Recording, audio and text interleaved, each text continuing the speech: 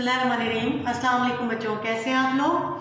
यकीनन ठीक होंगे। ठीक है, आज हमारा 5वां लेक्चर है बच्चों, और हम आज पढ़ रहे हैं हिस्सा शायरी में नज़म रूह अर्ज़ी आलम का इस्तक़बाल करती है।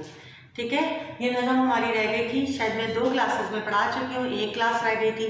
बहरहाल जिन लोगों ने पढ़ ली है उनका रिवीजन हो जाएगा, और जिन्होंने नहीं पढ़ी है वो बहुत गौर से और बहुत ध्यान के साथ पढ़ेंगे। ये नज़म मुश्किल है, अल्लामा इक़बाल की शायरी है, और अल्लामा इक़बाल का तारुफ़ पेश करेंगे। फिर उसके बाद हम जो है नज़म का मरकज़ी ख़्याल, और फिर उसके बाद जो है हम अशार की तशरीहात भी करेंगे। ठीक है, तो आज जो है हम इस शायरी में नज़म रूह अर्ज़ी आदम का इस्तक़बाल करती है। ठीक है, तो आदम से मुराद यहाँ पर हज़रत आदम अलैहिस्सलाम है, तो लिहाजा जब भी हम उनका हज़रत आदम अलैहिस्सलाम का नाम लिखते हैं तो उनके साथ अलैहिस्सलाम ज़रूर लिखते हैं। ठीक है, तो बच्चों सबसे पहले तो मैं उनका तारुफ आपको पेश करूँगी। ये है 1877 में सियालकोट में पैदा हुए। ठीक है, और जो है इब्तिदाई तालीम जो अपने घर में हासिल की। जैसे इनके जो उस्ताद थे मीर हसन, वो भी अपने दौर के बहुत बड़े जो है शम्सुल उलमा जो हासिल किया हुआ उन्होंने था, और अपने दौर के बहुत बड़े शायर थे जो है मीर हसन, और उनकी मसनवी मशहूर है बहुत, और उनसे उन्होंने अरबी और फ़ारसी की तालीम हासिल की। ठीक है, जो है अच्छे जो है मिडिल तक इब्तिदाई तालीम जो है अपने घर में हासिल की, भी मिडिल तक के जो है तालीम जो है स्कॉच मिशन स्कूल सियालकोट में हासिल की, जहाँ से वो उन्होंने फिर मैट्रिक करके वहाँ से निकले। ठीक है, अव्वल दर्जे में मैट्रिक का इम्तहान जो था उन्होंने अव्वल दर्जे में पास किया। फिर स्कॉच मिशन कॉलेज में जो है पहले साल में दाखिला लिया। तो अल्लामा इक़बाल जब उस फर्स्ट 9th में थे, तो फर्स्ट ईयर में थे, तो जब से उन्होंने शेर कहना शुरू किए स्कॉच मिशन कॉलेज में जो है फर्स्ट ईयर में जब इन्होंने एडमिशन लिया, जब से वहाँ उनको जो है शेर कहने की आदत पड़ी, और उनकी जो उम्र उस वक्त 16 साल थी, और वो अपने अशार जो थे, अपनी शायरी जो थी, उस वक्त के मशहूर जो शायर थे दाग दहलवी, उन्हें दिखाया करते थे अपना कलाम, और वो उसमें जो है जो भी कुछ गुंजाइश होती थी इस्लाह की, वो उसमें कर देते थे। ठीक है, वहाँ से अच्छे नंबरों से जो है कॉलेज का एग्ज़ाम यानी कि FA क्लियर किया, और अरबी उसमें ज़्यादा नंबर हासिल करने, फ़लसफ़ा इन्होंने हासिल किया, फ़लसफ़ा पढ़ा, फ़लसफ़े में सबसे ज़्यादा नंबर हासिल करने पर इन्हें सोने का तमगा दिया गया, और शायरी में भी अव्वल नंबर आने पर इन्हें सोने का अरबी में भी इन्हें अव्वल नंबर आने पर जो है सोने का तमगा मिला। ठीक है, अच्छा, फ़लसफ़े में फिर उन्होंने अब क्या है ग्रेजुएशन जो है फ़लसफ़े में उन्होंने MA किया। MA मुकम्मल करने के बाद उनकी शायरी जो थी वो जारी और सारी थी, और उसका चर्चा पूरे लाहौर में शुरू हो गया। प्रोफेसर वहाँ पर जहाँ कॉलेज के दौरान ही उनकी प्रोफेसर ऑनर्ड से मुलाकात हुई। वो उनके उस्ताद थे जो उन्हें जो है फ़लसफ़ा पढ़ाया करते थे, फ़लसफ़े के उस्ताद थे, और उन्हें फ़लसफ़ा पढ़ाया करते थे। उस्ताद शागिर्द के दरमियान ज़हनी आहंगी हो गई, उनकी जो है मुताबिकत ज़हनी आहंगी बहुत थी, तो इसमें बहुत अच्छी उनकी दोस्ती हो गई। ठीक है, और फिर उस वक्त उन्होंने एक बहुत मशहूर रिसाला चलता था मकसद, उसमें जो है अपनी पहली नज़म हिमालय लिखी, जिसकी बड़ी पजीराई हुई। जैसी वो शाया हुई, उसको जो है अदबी हलकों में बड़ी मशहूर हो गई। ठीक है, MA का इम्तिहान इम्तियाजी नंबरों से पास करने के बाद जो है ऑनर्ड साहब तो चले गए इंग्लैंड, और जैसे वो इंग्लैंड गए तो उन्होंने पीछे से अल्लामा इक़बाल को भी इंग्लैंड बुला लिया। अल्लामा इक़बाल ने फिर वहाँ से फ़लसफ़े के साथ कानून की डिग्री भी हासिल की, और लॉ कॉलेज ऑफ लंदन से उन्होंने फ़लसफ़ा और कानून की डिग्री हासिल की। फिर उसके बाद वो जर्मनी चले गए, और जर्मनी की म्यूनिख यूनिवर्सिटी से उन्होंने PhD की डिग्री हासिल की। ठीक है, और फ़लसफ़ा अख़लाक़ के मौजू पर जो है एक मकाला लिखकर उन्होंने उसकी डिग्री हासिल की। इक़बाल अरबी फ़ारसी और उर्दू अंग्रेज़ी ये तमाम ज़बानों पर उनको उबूर हासिल था, और जर्मनी ज़बान भी उन्हें अच्छी खासी आती थी। ठीक है, अल्लामा इक़बाल कौन है? अल्लामा इक़बाल दौर जदीद के मशहूर शायर हैं। ठीक है, बुलंद तरीन मुफक्किर हैं, फ़लसफ़ी और हकीम हैं, और अल्लामा इक़बाल का लक़ब पता है आपको शायर मशरक़, और इन्हें हकीमुल उम्मत भी कहा जाता है। हकीमुल उम्मत, हकीम किसे कहते हैं? जो इलाज करता है, और उन्होंने अपनी कौम का इलाज किया, इसलिए इन्हें हकीमुल उम्मत का लक़ब दिया गया। इक़बाल ने नज़म, गज़ल और दोनों मैदान में जो है पजीराई हासिल की, और दोनों मैदान के शहसवार थे, और दोनों में बहुत उम्दा लिखा। एक अगर रुमानियत लिखते थे तो दूसरी तरफ पैगम्बराना शान थी उनकी। इक़बाल की शायरी का जो मरकब है वो कई अनासर का मजमूआ है। इसमें गर्मी भी है, गुदाज भी है, हकीकत निगारी भी है, फ़लसफ़े की गहराई भी है, खुदी भी है, खुददारी भी है। हर चीज़ का पैगाम उनकी शायरी में हमें नज़र आता है। ठीक है, अल्लामा इकबाल जो थे वो आज़ादी के पैगंबर थे, और आपको बच्चों जानते होंगे कि उनका जो खुदी का फ़लसफ़ा था वो उनकी शायरी में नज़र आता है। ठीक है, और अल्लामा इकबाल ने मुसलमान नौजवान को शाहीन से जो है तशबीह भी दी है, और उनके अक्सर जो है कलाम में हमें शाहीन का तज़किरा मिलता है, जैसे कि उन्होंने मुसलमान नौजवानों को शाहीन का से तशबीह दी है। ठीक है, अब क्या है, ये था अल्लामा इकबाल का मुख्तसर सा तारुफ। ठीक है, अब हम इस नज़म का थोड़ा सा मरकज़ी ख्याल पेश करेंगे, फिर उसके बाद हम इस नज़म के अशार की तशरीहात में आपको समझाऊंगी। ठीक है, अब क्या है, देखिए ये जो नज़म है रूह अज़ आदम का इस्तक़बाल करती है। अल्लामा इकबाल की जो है किताब जो है शायरी की मजमूआ बाल जिब्राइल से माखूज़ है। ठीक है, जिसके अल्लामा इकबाल ने जिसे बाल जिब्राइल से माखूज़ है, जिसे हमने बाल जिब्राइल से लिया है। कहा कि जब हज़रत आदम अलैहिस्सलाम को ज़मीन पर भेजा गया तो वो इस कदर होते थे, और जो वो क्योंकि जन्नत से रुखसत होकर आए थे, और जो है अल्लाह ताला ने उन्हें ज़मीन पर भेजना, ये भी एक जो है बाकायदा प्लानिंग के तहत था।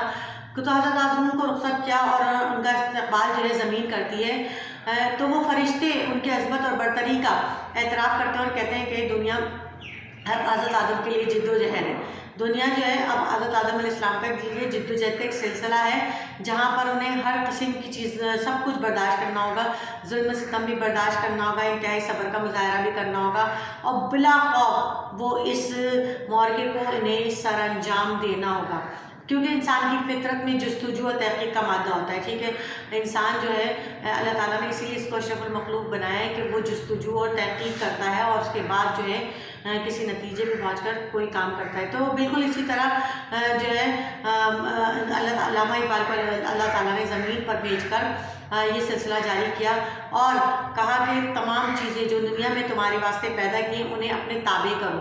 ठीक है, जो कुदरत की वजूद की गवाही दे रही हैं, और जिसमें अल्लाह ने कायनात जो अल्लाह ताला ने जो कायनात इंसान के लिए बनाई है, उससे चीज़ें उन तमाम चीज़ों को अपने वास्ते ढालो, अपने लिए इस्तेमाल करो। ठीक है, हर चीज़ इंसान की खिदमत के लिए, तो हर कायनात की हर चीज़ पर गौर फिक्र करो।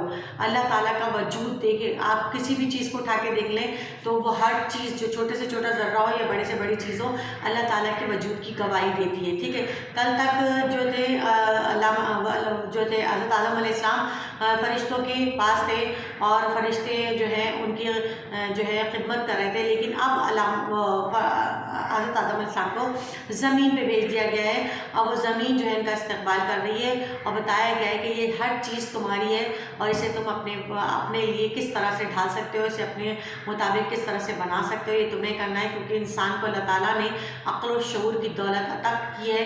अब वो भूल जाओ जो तुम पहले थे, अब तुम्हें इस जगह रहना है, और इस जगह को अपने हिसाब से जो है बरकरार रखना है, और अल्लाह ताला की हर चीज़ कायनात की हर चीज़ इस तरह मुँह बोलता है, सबूत है, परवरदिगार की गवाही देता है। बिल्कुल इसी तरह इंसान को अल्लाह ताला ने अक्ल और सोच का मादा दिया है, ताकि वो इन तमाम चीज़ों से उस तरह फैज़ हासिल कर सके जिससे अल्लाह ताला ने इंसान के लिए पैदा किया। ठीक है, ये था इसका मरकज़ी ख्याल।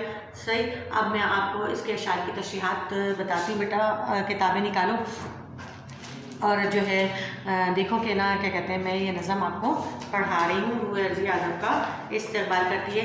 जब तक आप किताब में नहीं पढ़ेंगे तो बच्चों आपको नहीं समझ आएगा।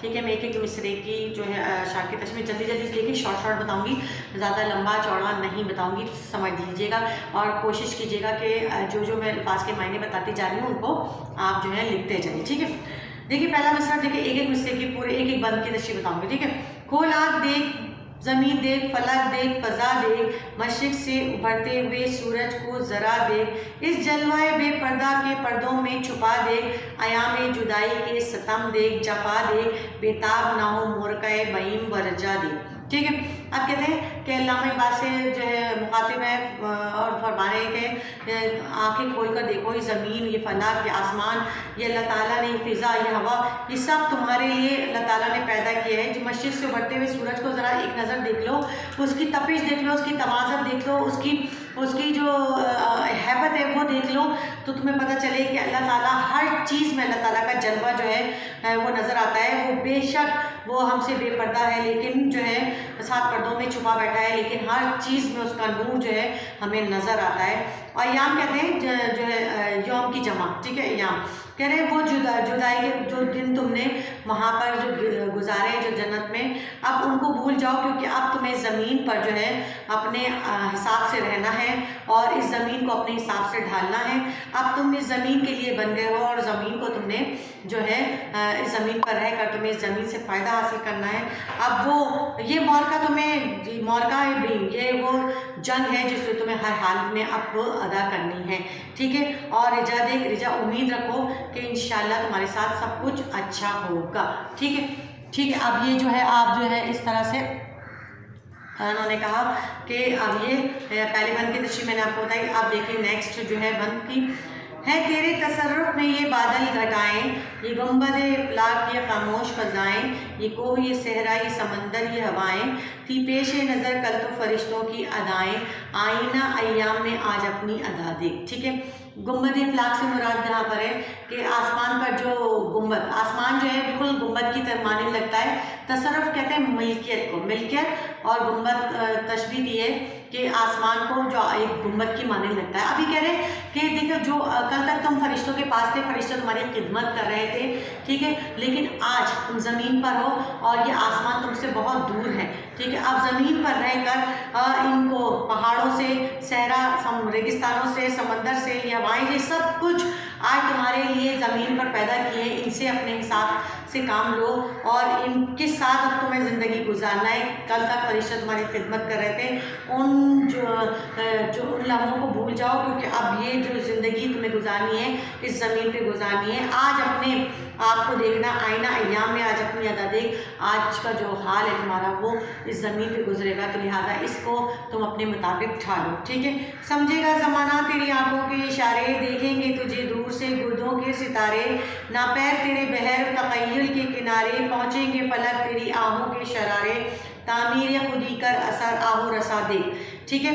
देखिए गुर्दों कहते हैं आसमान को, ठीक है, यहाँ पर आसमान ना पैर यानी ख़त्म हो जाना, नज़र नहीं आना, शरारे चिंगारियों को कहते हैं, ठीक है। रसा खुदा तक, आह रसा खुदा तक पहुँचने वाली आह, ठीक है। कहते हैं कि देखो एक वक्त आएगा कि ज़माना तुम्हारे इशारों को समझेगा, तुम्हारे इशारों पर चलेगा, क्योंकि तुम दुनिया के पहले इंसान हो, तुम जिस तरह करोगे बिल्कुल सारे इंसान भी उसी तरह करेंगे। और दूर से देखो कि आसमान पे सितारे, और आसमान पे जो सितारे चमक रहे हैं ये तुम्हारे पहुँच से बाहर है, नापै तेरे बगैर तख़य्युल के किनारे, अब तुम्हारे जो तसव्वुर से बाहर है, तख़य्युल कहते हैं तसव्वुर को, ठीक है। तो अब ख़त्म हो चुका है वो तसव्वुर, और हाँ लेकिन तुम्हारी आह जो है वो फलक तक ज़रूर पहुँचेगी, अल्लाह ताला तक तुम्हारी आह ज़रूर पहुँचेगी, उसकी चिंगारियाँ जो अल्लाह ताला तक पहुँचेंगी, और अल्लाह ताला ज़रूर तुम्हें तुम्हारी आह को जो है सुनेगा, वो उसे कभी भी इनकार नहीं करेगा। इसलिए अभी जो तुम्हें काम दिया गया है उसी काम को जो है जारी और सारी रखो, ठीक है। खुर्शीद जहाँ ताबेज़ू की तेरी शरर में, आबाद है ताज़ा जहाँ तेरे हुनर में, जैसे नहीं बख्शे हुए फिरदौस नज़र में, जन्नत तेरी पन्हा है तेरे खूने जिगर में, ए पैकरे गुले कोशिश पहीन की जजा दे, ठीक है। खुर्शीद कहते हैं यहाँ पे सूरज, सूरज से मुराद है खुर्शीद, ठीक है। जू से मुराद है रोशनी, शरर चिंगारी, ठीक है। फिरदौस कहते हैं जन्नत को, ठीक है। और कोशिश बहन से मुराद है मुसलसल मेहनत। अभी कह रहे हैं कि देखिए एक वक्त आएगा ये जो सूरज है, जो इसकी रोशनी है, इसकी जो चिंगारियाँ हैं वो ज़मीन तक आ रही हैं, ठीक है। और एक वक्त आएगा कि सारा जहाँ जो है वो तेरे हुनर से आबाद हो जाएगा, ये ज़मीन जो है तेरे हुनर से, तेरी मुसलसल मेहनत और ये जद्दोजहद से ये ज़मीन ऐसी आबाद हो जाएगी कि ये ज़मीन पे तो जो है तेरा दिल ही नहीं चाहेगा यहाँ से जाने का, ये इतने ही खूबसूरत लगने लगेगी। और जन्नत जो है, जो जन्नत अभी तुम्हारी नज़रों में जो है वो जन्नत भी तुझे भूल जाएगी जब तुझे ज़मीन पर तेरा दिल लग जाएगा और तुम इस ज़मीन पर इसको अपने मुताबिक ढाल लोगे तो ये ज़मीन तुम्हारे लिए बहुत खूबसूरत हो जाएगी। और जन्नत तो तुम्हारे खून में शामिल है, तुम्हारे खून और जिगर में शामिल है, उसे तो तुम वाकई में भुला नहीं सकते, लेकिन अपनी मुसलसल मेहनत से इस ज़मीन को इस जन्नत के मुताबिक ढाल ज़रूर सकते हो, ठीक है। नालिंदा तेरे औद का हर तार अज़ल से, تو جن سے محبت کا خریدار ازل سے، تو پیر صنم خانہ اسرار ازل سے، محنت کش و خون ریز کم آزار ازل سے، ہے راکب تقدیر جہاں تیری رضا دے. ٹھیک ہے، آخری مصرع ہے. ٹھیک ہے، اب جو آخری بند ہے اس میں کہہ رہے ہیں نالندہ.